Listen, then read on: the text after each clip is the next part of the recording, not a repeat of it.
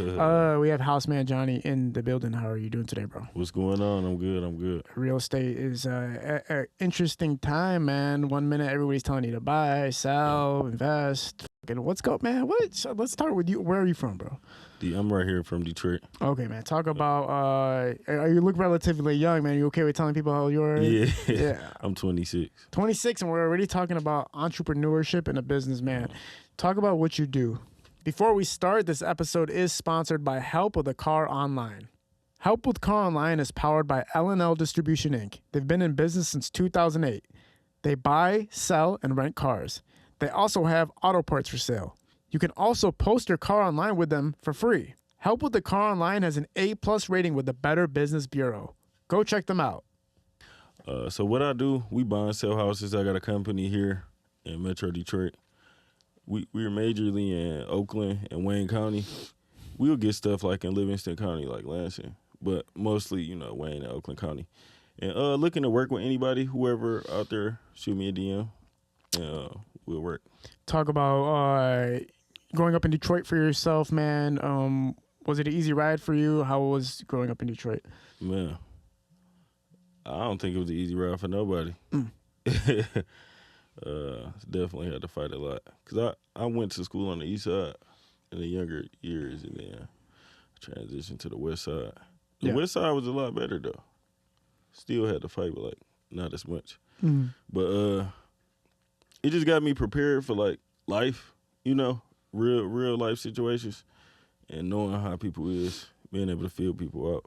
So from a lot of people's perspective, when they talk about east side or west side, everybody always has their different interpretations of what it was like and perspectives of what it was like. What positive sides did you see from both sides that kind of you could get that from the east side, but you couldn't get that from the west side? I would just say Detroit, period. Like, everybody want to get money, Everybody focused on getting some money. People would kill you over money, a couple of dollars, so it's a good money city. I love being from here. Yeah. I want to be from nowhere else. Oh, yeah, man, for sure. Facts. I know we had guests come on talking about just the food itself. You can't go out. Yeah, bro, every time I go out of town 2-3 days. I miss Detroit. It's crazy. I be wanting to leave when I'm here, and then when I leave, it's like I want to go back. So you ever have like a long-ass drive somewhere, and then you're just waiting to see like a Michigan sign on the way back? You know what I'm saying? I really like flying, bro. Yeah. I hate road trips. For real? Yeah, I like flying. How often are you flying out, man? What's keeping you so busy out of town? I just like traveling. Like when you get, you only gonna live one time. When you get that free time, you gotta just go. What's been your favorite place to visit? Probably still Atlanta. Atlanta? I ain't gonna lie, yeah. Okay. Atlanta lit. It's just like another Detroit. Atlanta lit. I thought you were gonna say like Hawaii or like No, I ain't never been to Hawaii. That's probably gonna be on there though. Somewhere exotic, man. No, I feel you though. Atlanta is. They do say it's like the cousin of Detroit. So talk about growing up. So were you an entrepreneur growing up? What was your mindset growing up? I pretty much. I just went to school like everybody else. I got in trouble, got kicked out of school. Just the average upbringing. Did you get to finish school? Yeah, I graduated. Okay. But I was the type to steal stuff here and there. I ain't never think I would be an entrepreneur though. You know how your mama and grandma tell you to go to school, stay in school, stay on the traditional route. I dropped out of college. I dropped out of trade school. It pretty much all led me to have my own business. Did you feel like you had to do something like school related, or like it was just like a normal part of the destiny of anybody to just grow up, go to school, get the degree, and find a career? Yeah, I kind of feel like with our culture, they push that on us. Like, if you ain't going to school and getting a degree, you ain't out here doing that. Even if you working a little job, you might not be getting that love and support from your family is if they see you going to school, getting a degree, getting in debt, getting them student loans, So I just feel like it's a cultural thing. And, we got to change that to a certain extent. Oh, for sure, man. When you're going to school, you're realizing like this, you probably had it within you that you knew you wanted to be independent on your own and running your own show. Yeah, facts. Talk about how you got to that point of becoming an entrepreneur.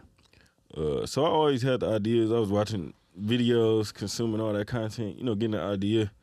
And when the pandemic happened, I was an electrical apprentice, and I got laid off, so I was getting that unemployment, all that, and I was just like, this the time to go all in. Like, I ain't got no job, so let me just figure this out and go from there. Yeah. Yeah. And what was the first steps? What was the first days of totally just being on your own and trying to figure it out on your own? Well, I watched a lot of YouTube University. I was on there every day. I'm taking notes. I'm taking action, just trying to figure it all out. As far as real estate, I did bandit signs. I pretty much did everything you think of to try to get a deal. Mailers. I had a billboard up. That was later on down the line. But I pretty much tried everything, bro. I ain't even gonna lie. Was it very difficult in the beginning? Like, were you seeing any type of return? Yeah, it was a little difficult.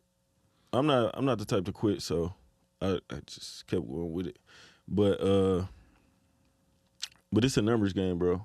Like, if you talking to people on the phone, you talking to people who got houses, it's only a matter of time until you get a deal. You just got to talk to enough people. Yeah, and right. You'll be good, yeah.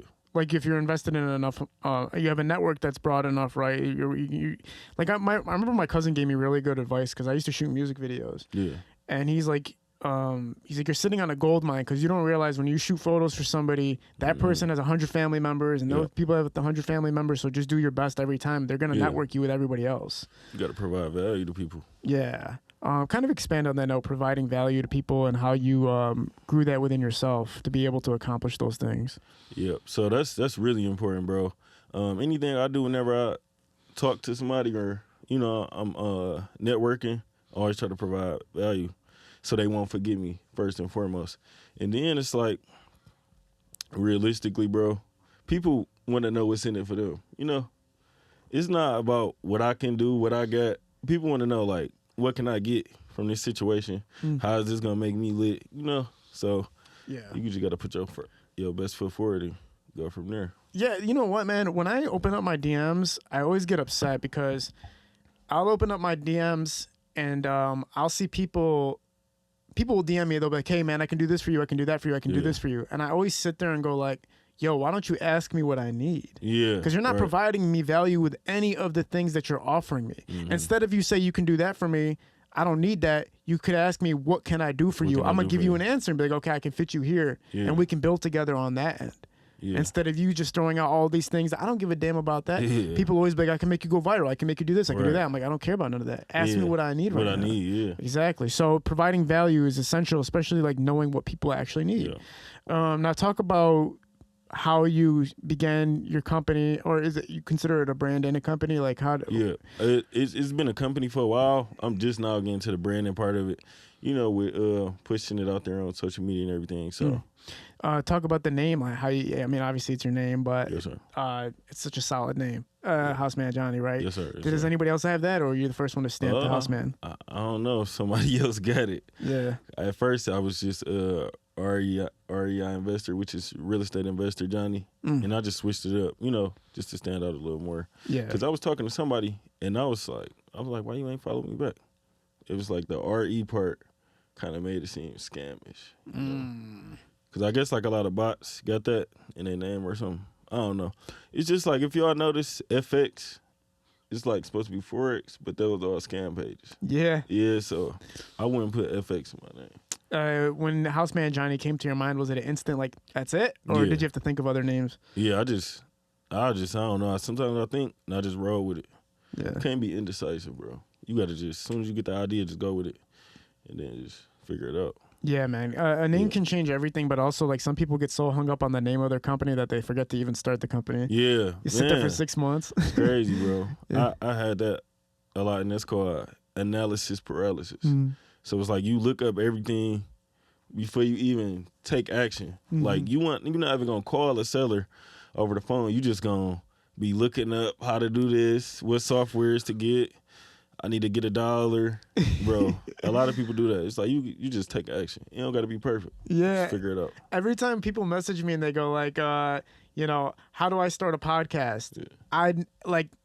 I'm just like, do it. Just start recording. I'm not gonna tell you go buy this camera, go buy this. Just do it. Find a way, get whatever you need to get, and do it. Like, there's always all these questions about how to start a podcast. Well, let's see. There's microphones. Yeah. There's cameras. You talk to somebody. Go fucking do that. Yeah, like, go do what questions do you have besides that? You know what I'm saying? Yeah. So you didn't get caught up into it too much. You were just like, let's keep moving. Let's keep moving. Yeah. Walk us through the progression of the company and how you built it. Okay, so at first, and like I was saying, you know, with just doing it, bro, that comes with problems. Like, you gonna mess up, you gonna bump your head. For a while, I had virtual assistants. So I was cold calling, and I'm like, all right, let me kind of pass this off to them. So I was buying lists with like 3,000-4,000 homeowners. And I had my virtual assistants call. I had 2 of them. And then I think I fired them, and I got like 3 or 4 more. And just so I could have volume, so I could call a lot of people. Because essentially, I'm leveraging 4 people. If they work 8 hours a day, you know, I'm getting all of them. That's like buying time back, bro. Don't you feel like you're giving too much free game right now? No. It ain't no such thing, bro. Free game? Ain't no such thing, man. You gotta provide value. So I was messing up because essentially I didn't really know how to manage them VAs I got. I'm paying them. We getting deals. It's going pretty good, but the process was kind of like, it was kind of off. Because I don't really know how to manage them. I don't know what to tell them what to do. They say, if somebody say this, what do I say? Yeah. And it's just, the process wasn't smooth, so I had to just fire them and start all over.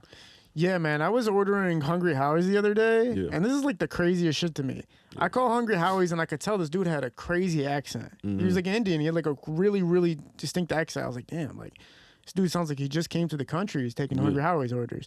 I'm talking to him. I'm noticing all these delays in talking. He doesn't know what pepperoni means. I'm like, what's happening right now? So I hang up. My pizza doesn't come for 2 hours. Oh, man. I call the store. I'm like, I got to talk to this girl. I was like, she sounds like she works here. Yeah. I was like, I was just talking to your guy. Like, he said it 30 minutes for the pizza. It took 2 hours. Mm-hmm. Oh, she's like, that's our virtual assistants. They're overseas. I'm like, so how the hell are you having people deliver pizza from India to Detroit to my crib? Like, you can't do that. There's too many variables, too many things that can go wrong. Go wrong for sure. So like, you learned that, you were like, fuck this. Like, that's a hack though. Yeah, they're cheaper. They a lot cheaper.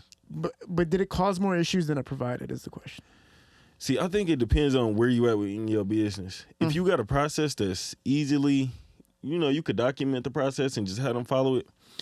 They don't have to. All they got to do is be like 50% of you, and you still gonna be good because they gonna do way more than you could do by yourself. Yes, guaranteed, bro. Now, would you say that the business that you have now is it's doing well? Like, what stage do you feel like you're in with it? I'm always learning and growing, because you know once you stop learning, you basically did. You got to keep learning, but I'm at a good point, like, where I'm meeting more people. I know a lot of people. I'm at a real good point, to the point where we growing a team. You got to have a team, bro. Yeah. Nothing work without a team. You know that. Yeah, of course. Yeah. So right now you're able to be a boss and basically pay, cut out checks and stuff like that. Well, a leader. I would say a leader. Okay. A boss, you know the boss, he give orders, and a leader though. Because I still work, bro. You know. So you're working too, and you're maintaining this business at the same time. Right. So talk about the business itself, and how does the service differ from working with other people, or maybe going to a different person for real estate? You basically saying like the services I provide? Yeah. Like, how do you feel like you differ from other people offering the same services? Okay. Well, I mean, I don't know. Everybody do their stuff different, but I'm a team player, bro. I work with everybody. It's like, if you got a deal, you don't have nobody to buy it, I'll work with you. I might need to hit you up and work with you. So I'm just a team player, bro. Like in high school, bro, I was cool with everybody. So it's the same way. Talk about, I'm somebody right now, I want to get involved in real estate. I come to you. What's something we're discussing? Or what can people come to you? What services do you offer? Okay, so like I say, we buy and sell houses. They could be beat up, really nice houses. If you want to look into buying a nice house, if you want to look into buying a beat up house, we do everything. Because if I don't do it, I got somebody on my team, you know, that'll do it. And if you want to physically get into real estate, like on the investor side, I got all the links in my bio, bro. I'm going to break it down on here step by step. I'm going to keep it quick. But first things first, what I would do, like just starting all over, if you got a card, got somebody with a card, put $20, $30 in gas, go ride around. It's called Deal Machine. Deal Machine. You going to pin the addresses on the app. You just do the tutorial. It's gonna show you how to work it. Go on deal machine. It's gonna give you the addresses, tell you who own it. Boom, you get those addresses, you take it over, and then I got another link. It's called batch skip tracing. You get the phone numbers for the people who own those houses. It's 15 cents. So when people make excuses like, I can't do it, like, this is cheap, bro. All you need is your phone, $30, $20 gas, get to work. And you call these people literally just ask them, like, will you take an offer for your house? You ask them. And then at first, you're not going to really know how much the house is worth and how much the price of that. So that's where you get help. Call your realtor, or, you know, you can ask me. Just ask anybody you know that do house stuff. So I come to you and I'm like, I want to sell my home. Yep. Right? Let's just say my house is worth like $100,000 or whatever. Right. And then, you know, you can decide if you want to buy it or not. And it's just like a convenient way of selling a home to somebody who's a buyer of multiple homes. Like, I'm not just buying it for you to live in it. This is a business now. Yeah. And then what I see a lot too is, like, especially the older generations, they like doing business with other black entrepreneurs. They proud that we young and, you know, we have emotion. We doing good stuff. Do you have a mentor? Yep. Do you want a bunch of them. Is there anybody in specific that you want to talk about, or how he kind of helped you? Yeah, and it's so crazy because, like I was saying, around pandemic time, bro, I was saving that money, bro. I spent $5,000 on a mentorship. Damn. With Brent Daniels. Yeah. What's his name? Brent Daniels. Brent Daniels. TTP. Is he real estate as well? Yep. Okay, talk about that experience. He like one of the best coaches, in my opinion, on social media. Can you bring that mic closer to you? Yep, I got you. That's better. A little bit closer, and that's good right there. Okay. Yeah, go ahead. From that note. He like one of the best mentors on social media, in my opinion. Really? Yeah. He all the way in Arizona, but anytime I needed him, I could call him. The course was laid out easily, bro. It's well worth the $5,000, bro. But it basically instilled the idea in your head that you got to get on the phone with people. So anybody who do real estate, you know how you used to see the movies back in the day where people was always on the phone, or like, hold on, I got to take this call. It's pretty much like that. Not saying that it's going to take up all your time like that. It can, but you got to be on the phone with people. Like, that's how you making money. You on the phone all day talking to people. You do have 4 phones sitting right here. Yeah, man. Literally. So I could take your word for that. When people pay for courses, a lot of people feel like, you know, consultations, coaching, all that stuff. Half the people believe in it, half the people don't. But you're saying you put $5,000 on for coaching and mentorship, and it was worth the money. It was worth it for sure. Right. But that's kind of like a mindset thing too, because people gonna spend money. People already say they don't got money. You gonna buy clothes, you gonna buy food. You might want to get you a new car. Not saying that ain't stuff you need, but you just, whatever is important to you, you gonna find a way to get that money, you know? Yeah. So. Talk about the progression of the brand and the business, and talk about where we kind of left off from there. Like, you know, you're getting, you know, you're establishing the business, you're getting connections and stuff like that. What were some of the roadblocks that you didn't see coming, and how did you overcome those roadblocks? Man, so much stuff to even talk about. Yeah, honestly. What's the most significant thing? I know the dealing with virtual assistants was one thing. Yeah. Overcoming that. What was another particular aspect of it? Man, one of the deals I had, which it was a real juicy deal, I ended up making like $15,000. But one of the things about that deal was we couldn't closing, like, it was so much. It was issues with the water bill. I had to pay that. It was so much stuff going on to the point where I almost thought I wasn't going to get it at the end of the day. So I think that deal took like 6 or 7 months. I forgot about it. And then they called me back like, we almost done closing this. So you just gotta be persistent, bro, and just never quit. Yeah. But people like, if you tell somebody it's gonna be so hard, they probably not even gonna start to do the thing that you telling them to do. So that's why Well, that separates the people that belong in the industry and that don't belong in the industry. If you can't endure the bullshit, then you probably didn't belong there, right? Yeah. People quit too easy. Yeah, exactly. Now, I don't know if you saw that there was an Instagram post about somebody buying a house in Detroit for like nothing, basically. Yeah. And he turned it into like a beautiful, beautiful home that people want to buy now. I forget. I don't know if you've seen that article, but No, I ain't he bought seen it for that. like literally nothing. He bought it for like $10 or some weird shit like that, like $100 straight up. Like he bought this abandoned ass house, and then he turned it into something that people are saying is valued at $100,000 now. Did he get that off Land Bank? What's that? Did he get it from Land Bank? I'm not sure. What is that? Land bank? Yeah. You don't know what Land Bank is? No, what's that? It's where you get real cheap houses. Yeah. Like they $1,000 and up.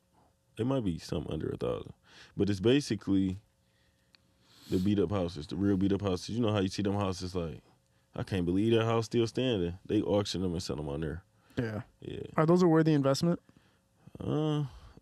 It depends. I mean, if you got money to just blow, or not to even say it like that, but if you ain't making your money the right way and you just want to kind of turn it legal, then yeah. But I don't get into those because it's a lot of issues like foundation problems. You can find some good ones on there, don't get me wrong, but just the average house on there, you're gonna have to put some work into it. It's gonna be a little challenge. What's the ideal foundation of a house, or the ideal entry level for you, where it's like, okay, that house is investable?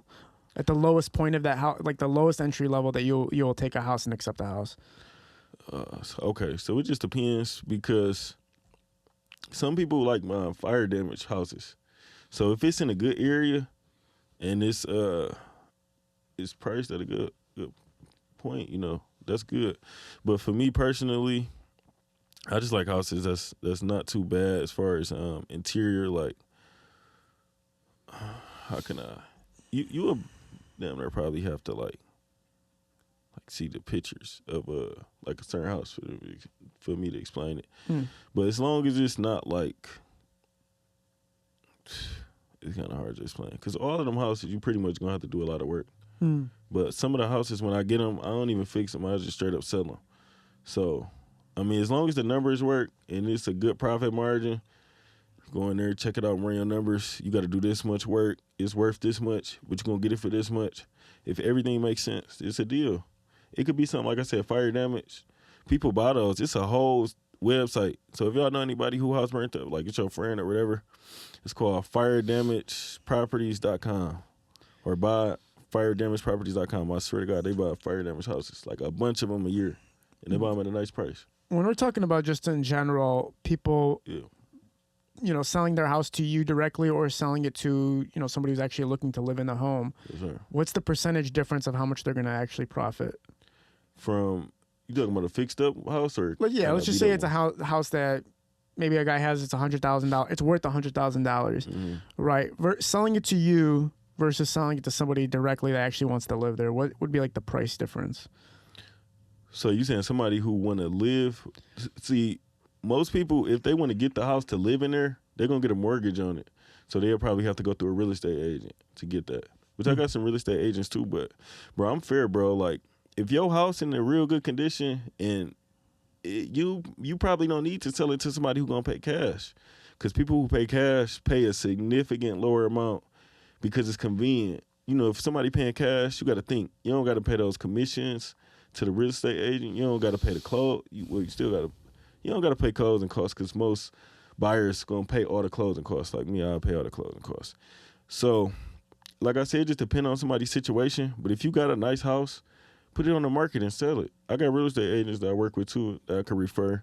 I would let them do that. I wouldn't even try to take that down. So relatively speaking, if somebody wants to sell their home, going to you is still a great option versus like trying to get a real estate agent and selling to somebody direct. You're not going to see that much of a difference in the price that you're selling it for and making off of it, or that's what I was saying. That it would depend on their situation. Okay, you know, everybody's situation different, but I don't cheat people, bro. So I would say if you got that real nice house and you just want to like probably relocate, or you just might want to just move, or I don't know the situation, or if you divorce, whatever. Yeah. Just weigh out your options. Even if you hit me up, I'll tell you the honest truth. Like, if you don't need to sell it for cash and get that offer, I would just tell you, list it on the market, or here, refer you to this person. What's the lowest that you've ever bought in a home for? $5,000. $5,000. And where was it? Cash. It was on a Livernois area.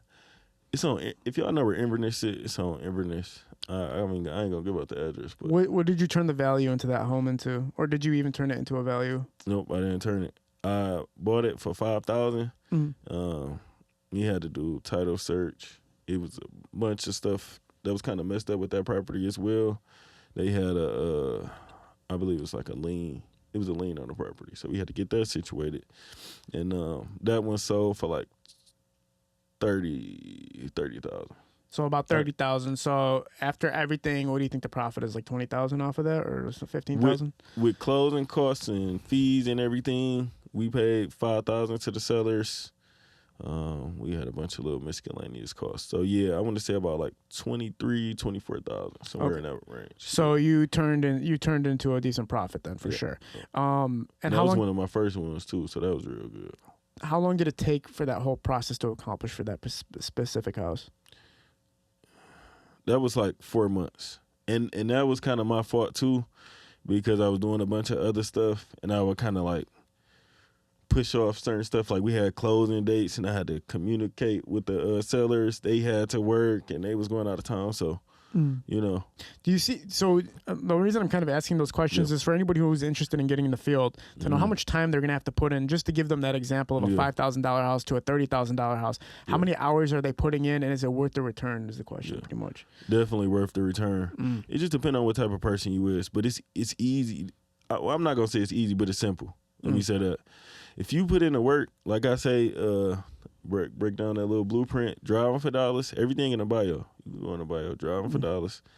You're going to skip trace them, get their number, call them on your regular cell phone. You don't even need $1 or to get Google. You know, people complicate shit. You don't got to complicate it. Call these people. Some people know people who had a house on their block, and they're like, nobody living there. What's going on with that house? Get the address, call them, and find somebody to buy it. And you make the middleman fee. It's easy. Okay, so this is it definitely sounds like an enterable field. Like people shouldn't be too scared of hopping into it. I do notice that people are kind of worried about gentrification to some degree and whatnot. And can you touch on that a little bit? And I know a lot of people want to keep the community within the community. Yeah. Can you speak on that for a little bit, of people coming from outside of Detroit to buy Detroit homes and stuff? Yeah. I would say keep Granny's house, because that's how we create our generational wealth. You know, the houses back in the day, they bought those houses for $10,000, $20,000.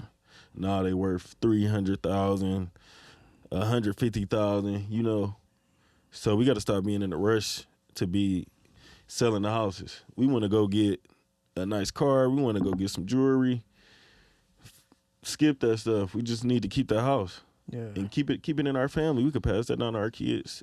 And not even that, but if you do sell it, use that to go buy some other houses, or use that to go buy some stocks. Like, just do something good with it. Get some life insurance, whatever you're going to do. I would say keep the house, though. But it's going to happen regardless. People going to build up areas. It's going to happen whether we like it or not. So I just embrace it. For sure. Yeah, you got to. Another thing that I did look at is how there are a lot of people, like you said, you paid $5,000 for mentorship and whatnot. There are a lot of people who are kind of BS when it comes to stuff like that, where you're not really going to learn much. So how do you kind of know who to go to when it comes to mentorship? What do you look for when you see if somebody you can really pay attention to or not? Somebody who actually do the business. Yeah, even if it's just those online videos of somebody telling you, like, oh, here's a YouTube video of how to flip homes and stuff like that or whatever. Like, who can you really recommend? And do you have your own do you have your own show or anything like that? Do you have your own way of speaking to people and kind of motivating them into entering the business? Yeah. So like I say, anybody could pretty much DM me. I am gonna be dropping more content because I understand that's important, teaching people and letting people know. Yeah. But I would say just look for somebody who actually do the business. It is a lot of people who just looking to make money off people online. That's sad, but people gotta have, you gotta have integrity. Just see what somebody about. Really look them up. Look online on Google. Get reviews from somebody who probably already took that course before, because people love leaving reviews and telling you how the course was. If they got a community, the people in the community should be able to tell you. If somebody got a community with 500 to 1,000 people and they all saying it's great and they all making money and doing deals, then you pretty much can say that person vouched for. Yeah. If somebody just dropping you a course and ain't no guidance in there, they don't got no community, you can't really talk to no other people and communicate in. Yeah. It's probably some bull crap, Yeah, no. Yeah. With everything that you're doing right now, Yeah. the process and everything, you can leave do you feel like you could comfortably leave your job and just make money just straight off of selling homes? Yeah, I don't have a job.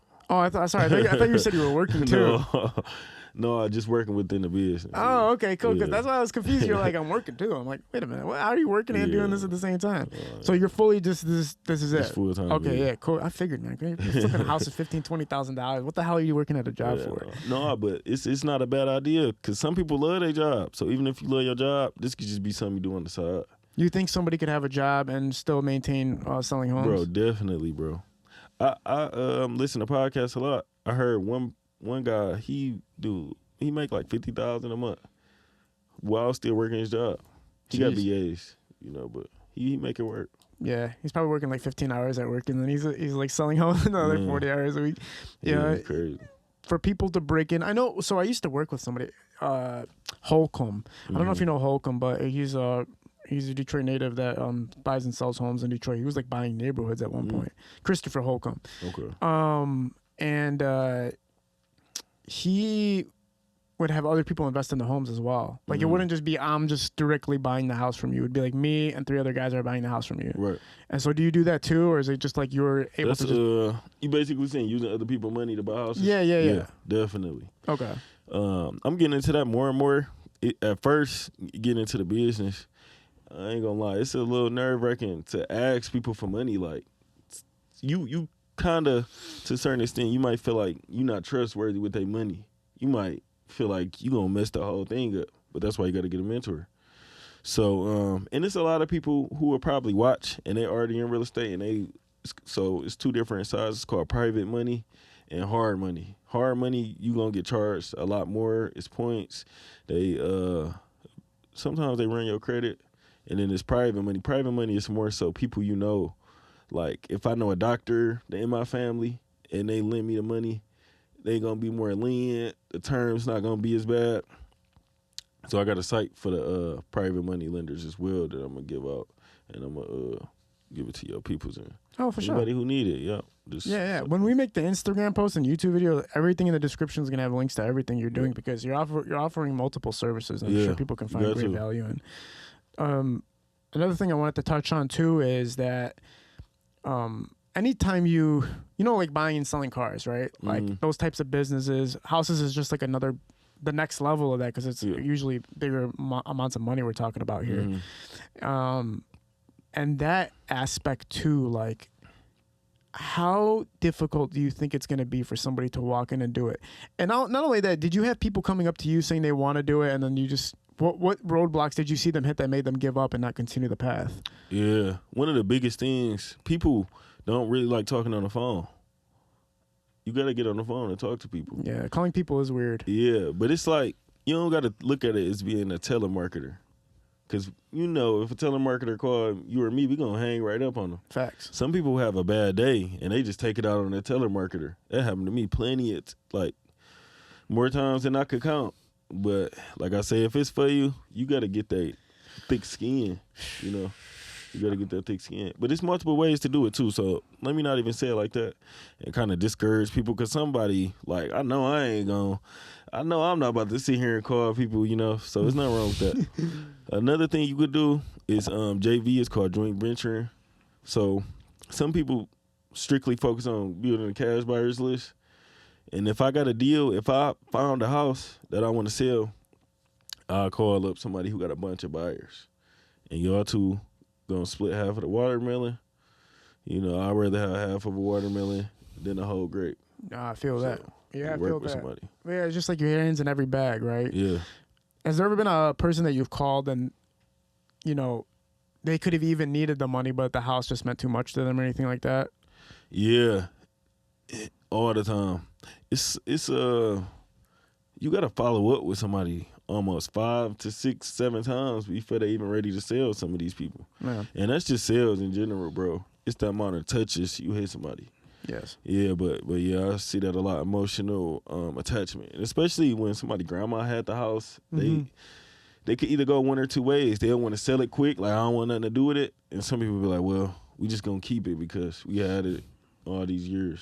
Yeah, I mean, it must be hard. There's so much emotional attachment to a house. You're in there like your whole freaking life. Yeah. I remember that episode. There was an episode of the Wayans Brothers where Pops was trying to sell the house. Yeah. And Marlon and Sean literally, like, every person that came to visit to buy the house, they were like, fuck them up somehow. Yeah. Like, they put spiders and cockroaches and Just to get on act like a murder happened there, gunshots outside the crib. And when I Yeah. seen that scene, I was like, damn, yeah, giving up my crib would be very fucking difficult. Yeah. But at the same time, it's like some people are probably so desperate that they have to let that go. Yeah. If you got certain stuff going on in your life, don't get me wrong, you know, this is the economy. Like, the economy got to keep going. It run off of certain things. People buy houses, people sell houses. You know, so if you got to do that, I mean, do what you got to do by any means. Just make sure you get what you can get for the house. Don't get cheated. Don't go out here and just give it away to nobody, you know. What's your view right now on the market? Do you think a lot of people are saying, you know, it's the market's high right now to buy a house, right? It's like, yeah, the interest rates went up at the beginning of this year. Like end of last year, beginning of this year, the interest rates went up.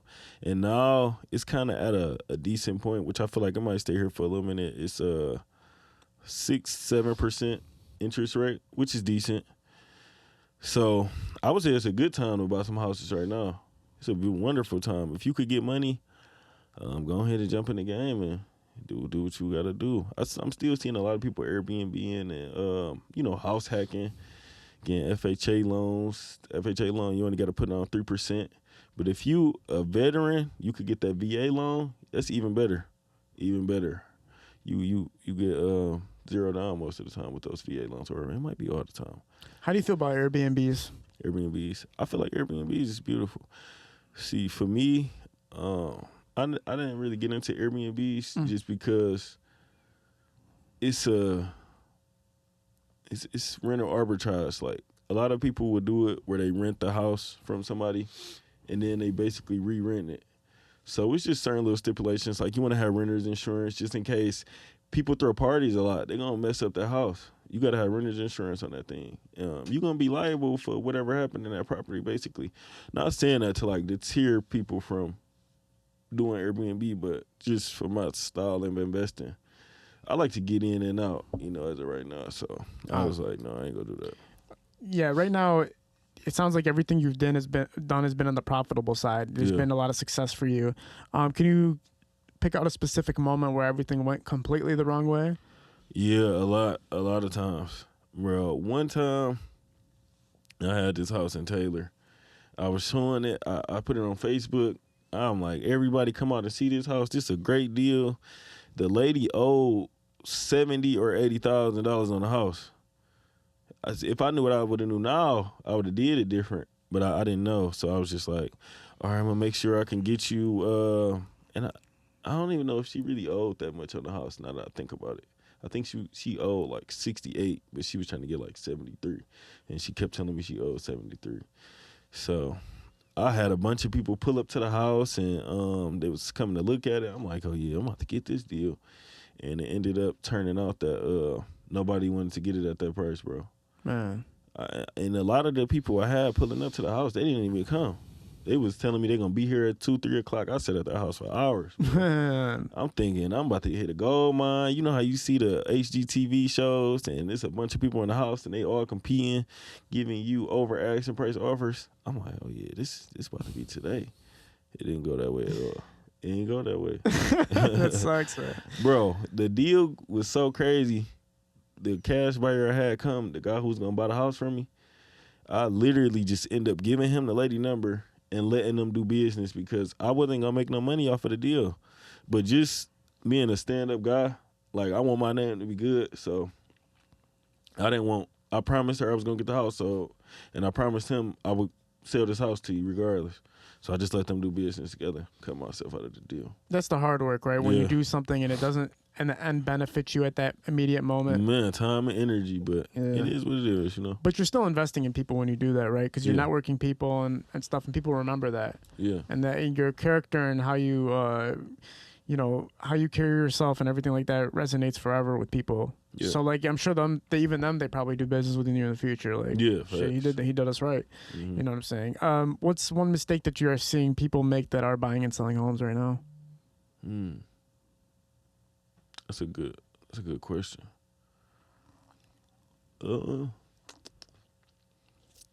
I would say waiting to buy. Waiting to buy? Yeah. I feel like a lot of people wait way too long. When you get your money in order, or you got the idea, or you could even borrow that money from somebody. Just get in the game, cause real estate never get cheaper. That's one thing. Like if you notice, 5-10 years ago how the houses was priced, they only went up higher and higher. It ain't getting no cheaper. So just waiting to buy. That'll probably be the biggest thing. I hear a lot of people, they like, yeah, I was gonna get a house this year, but I'm gonna just wait till next year. It's gonna be a lot higher, bro. You might as well get that house now. For real. You're right. It doesn't really go down. It doesn't look like it goes down. It don't go down at all. It looks like it sneakingly finds its way up. Yeah, facts. Yeah, I mean, I had friends that were in that where like they it was like a $30,000 difference from like 6 months ago till now, and then they were like, well, it's gonna go back. It's gonna go back, and it's like, I don't think so, bro. I think it's. But I also seen people buy houses, and then their house is worth $300,000 more within 3 years. Yeah. So it's like, damn, bro, like what the hell's happening out here? Yeah, Like that's called appreciation. We had a lot of appreciation throughout COVID. The houses was appreciating like crazy. So if your house is worth $100,000 around that time, I don't even know the exact numbers, but your house probably was worth $150 at the end of the year if it was worth $100 before. Yeah, it was a good market, and people was paying over asking price for houses. It was crazy. You ever see those funny memes of people talking about how when they were 25 years old in 1980 they were able to buy a house being a janitor, and now you have to be like a lawyer and like be a DoorDasher at the same time. That's facts, bro. So like you noticing that, like that's how crazy the times are. Yeah. The new generation is having trouble with like total independence, it looks like. Yeah, but the generation we in now, nobody really ain't working no jobs, bro, if you notice. And it's flexible. So a job kind of different now. You could go do DoorDash, you could go do Uber, Lyft. They ain't have all that stuff back in the day, bro. Yeah. They ain't have it, for real. Like easier. People running up a bag from their phone, bro. You can literally sell stuff online all day. You ain't even got to leave the house, bro. It's crazy, but it's good. It's changing. Legally too, by the way. Legally, you can legally be on your phone changing. and make pay. Yeah. You don't gotta scam or do none of that. You can legally. I ain't gotta do none of that. As long as you committed to something, you gotta look at like these platforms like Detroit Rap News, Detroit Rap Daily, and the Hip Hop Lab and all that stuff. It's like a lot of them could just sit at the crib and charge people to post all day long. Like, just sit there. They built that brand. But also at the same time, I do look at the hours of research that they have to do, like always paying attention to what's going on at every minute. Yeah. Do you pay attention to like Say Cheese or any of the music platforms at all? No, I don't follow none of them. I don't even follow Shade Room, bro. For real? For real. The thing that's interesting about them is like 2:00 in the morning. Oh, this just happened. It's like, damn, does that mean somebody's really too much? That's the thing about phones. It's like you make your money off of it, but how much you have to pay attention to the phone. Yeah, that is crazy. Yeah. It's damaging, bro. But it is. I would say it's becoming a part of everybody's life, though. Yeah. Everybody got a phone, bro. Everybody got a phone. Facts, bro. What made you decide to have 4 phones? Man, just business, Just wanting to keep certain stuff separate. That's all. Do you ever get mixed up with which one to answer? No, man. You figured it out? Yeah. I got a little formula, man. Yeah, you got a formula for 4 phones? Goddamn, man. That's interesting to me. Can you talk about it, or you want to get into what each phone does, man? It's just curiosity, man. No. You don't want to talk about what each phone does? One of them's for the girls, at least, man. Damn, like which ones does what? Another thing that I did notice about the market is that everybody's giving different types of advice. We talked about earlier who to pay attention to, who not to pay attention to. But when some of the major figures are telling you what to invest in, it's like scary. Because remember cryptocurrency? Yeah. Everybody's telling us it's the move. Man. And then some of the biggest people are saying it's bullshit. Yeah. People are scared with their money because you don't know what the fuck to do. Bro, I lost like 2,000 with Dogecoin. I lost $1,000 with Dogecoin. You too, did? Yeah, I thought Dogecoin was gonna take us, get us there. Yeah, that was Did you do the same thing I did where Elon Musk was supposed to be on Saturday Night Live? So I bought all that Dogecoin before he went on Saturday Night Live because everybody said, if Elon Musk says Dogecoin on SNL, then you're going to be rich. So I put $1,000 into it. He said Dogecoin on SNL, the stock tanked. I'm like, what? Tanked like crazy. Somebody told me after that, like, you buy the news, sell the, what's the quote? Buy on hype, sell on the news. Yeah, buy on the hype, sell on the news, or something like that. And it's like, You wait for that actually to happen. Yeah. you already missed the bubble, right? Yeah. Do you feel like crypto might come back? You talking about Bitcoin or just crypto? Bitcoin. Bitcoin for sure. I feel like, bro, Bitcoin is gonna be the future, bro. You think? Yeah. So hold on to it? I will hold on to Bitcoin. But a lot of people lost a lot of money from, if they held on to Bitcoin, because I think it was $60,000 at one point. What is it down to now? Like 30,000? It's down, bro. 20? Yeah. It's low. But I would keep my Bitcoin if that was. Have you ever got paid for a house with Bitcoin? No. That'd be crazy. They gonna start doing that, bro. I just heard somebody talking about that. They gonna start doing that. Well, I know there was an NBA player that got paid in Bitcoin or some part of his contract or something. He lost a lot of money. He lost a lot. Come on, man. Yeah, they had an NFL player do that too. Was it Odell Beckham? Yeah, did he? I think that was Odell. One of them, I think it was Odell Beckham. You gotta listen. When it comes to money, don't be the first when it comes to money. When it comes to money, don't be the first person to get paid in cryptocurrency or pay somebody. Let's see what happens. Yeah, right. Let's see. But I do remember. I'll never forget when Bitcoin was first getting on headlines and on news. My cousin was at the crib, and he's like a money mind kind of guy. He's like, "Don't invest in Bitcoin. Bitcoin's bullshit. It'll never blow up." Literally 3 days later, it like skyrocketed. Like we would have all been rich if we had put $100 in that day. 3 days before he said that. So it's like, you don't know, like nobody knows anything. But you know what I was thinking too, bro, those Bitcoin machines at the store, those been around for years, bro, like since we was younger. If we would have got in back then, that would have been crazy. But a lot of people wasn't even thinking that far. I didn't even know what Bitcoin was. We was just buying it, you know.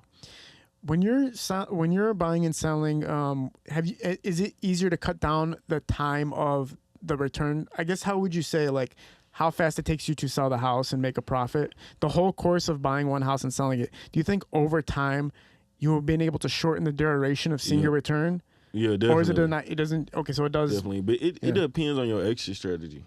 Because if you a buy and hold type of person, you're not really looking to exit until years down the line. Then you might take your money out and refinance, get the equity out. That's a longer return. If you buy and flip. Flipping at the minimum takes 6 months if it really need work done to it. If it's a lipstick, which is just carpet, paint, little cosmetic stuff, that's probably gonna take you like a month, depending on how your contractors is and stuff like that, you know. So it just depends, bro. But everything is patience, bro. You gotta have patience. How fast? What's the fastest you ever flipped a home? I don't flip houses. Right? Not flip. I'm sorry, but buy and sell a house. With paperwork and everything, right? Like 2 weeks. So you flipped you sold a home in 2 weeks. What do they call it? It's just buying and selling real estate. Like, do they have like a title for it? So is a couple titles for it. You could wholesale it, which is just buying, selling, or you could do a subject to, which is taking over somebody's mortgage. And cool. So say for example, I got a good example of that one. A lot of people, when they bought their houses, they got those real good mortgage rates, which was like 3%.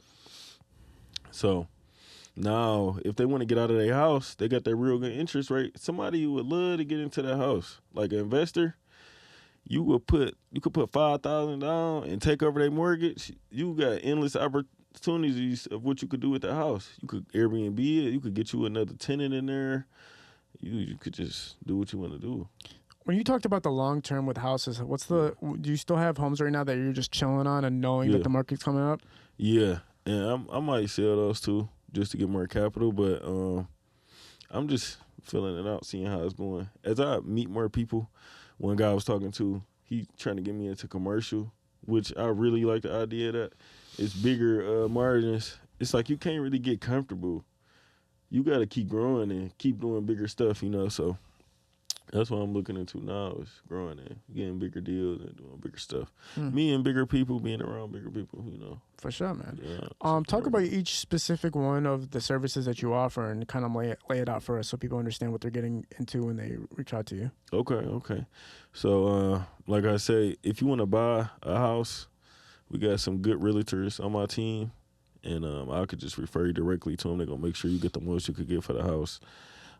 If you want to buy it with cash, we could offer you a cash offer, and it's going to be fair. We're not going to cheat you. We could take over mortgages. If people want to get payments over time, because it take a smart thinking person to take those payments, you could get paid for 10, 15 years. You would get $1,000 a month. That's smart. That's like having another job. If you still going to work and you getting a $1,000 payment every month, and if they stop paying you or they can't pay because they get hit by a bus or something, you get the house back. It's a win-win. And you get a down payment. So that's called subject to. They just take over your mortgage. Yeah.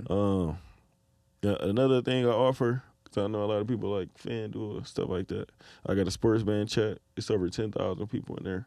Everybody run up a bag in there. We up one person up 20,000 himself. Goddamn. Yeah. And we like this year type. What else we got going? How much did he put down to get the 20,000? It's over time. He'll bet 50, grow that 50. You get to 150, grow that 150. I got all of my links, like everything I was just telling them. Deal Machine, that's in the bio. Bet Skip Tracing, that's in the bio. You get a 7-day free trial with everything. So if you thinking about it, just go try it. It's free. Give people one piece of insight about FanDuel and just give them one piece of strategy, like the most key piece strategy you can give somebody for FanDuel. This free game, this heat, I ain't gonna lie, I made so much money off of this, bro.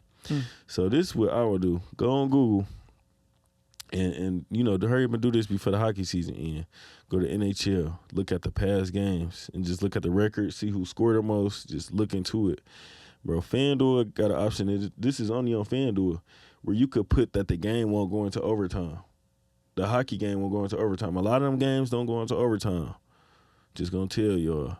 So what I do, I will bet like 2 or 3 of those games that I know it's not gonna go into overtime, and then I will put a basketball game that I know it's gonna win. Bro, your odds gonna be plus every time. Yeah. So I always kind of mess myself up because I bet heavy. So if anything was to happen, I'm like, I gotta bet another 1,000. So, but say for example, I bet 1,000, and that'll give me back like 1,500. That's excellent numbers. Like some people in the stock market not even making those returns. Right. And I got a stock signal chat in there too. So I partner with a couple people. We got that in the chat too. Cool. In a link tree. For sure. So yeah, we got everything going right now. Excellent, man. Is there anything else you want to shout out? Any other business services you can shout out or you can talk about? Yeah, I got a course coming soon too. It was supposed to be released already, but I just taking my time with it. I want it to be perfect. I want to overly provide value. And it was and one more thing I was gonna say before we go. So I know it's like a lot of people who've been building that 401k and they've been building their Roth IRAs. Hit us up too. We got a lot of investments coming up. You got that money just sitting in there. It's collecting dust. You could be making money. You can legally lend that money out to investors, and it's gonna be tax free. So just hit us up, see what we could do for you. We'll make sure we get you a consultation set up. For sure. Houseman Jonny, you're one of the first people to be here that's not an artist or has nothing to do with the music scene, so it's always an honor to have somebody with a different type of perspective on just helping people and motivating people, inspiring people. So I appreciate you being on here. I like different stuff, man. People don't realize that. I like different stuff. Switch it up. I've been educated here. I literally sitting here like, I'm going to invest in houses now. Come on. So appreciate you being a part of this, man. Everybody go follow my boy. I'll leave the links up of everything they can support you for. We're at Parallel Sound Studio, High Low Visuals, shooting these productions.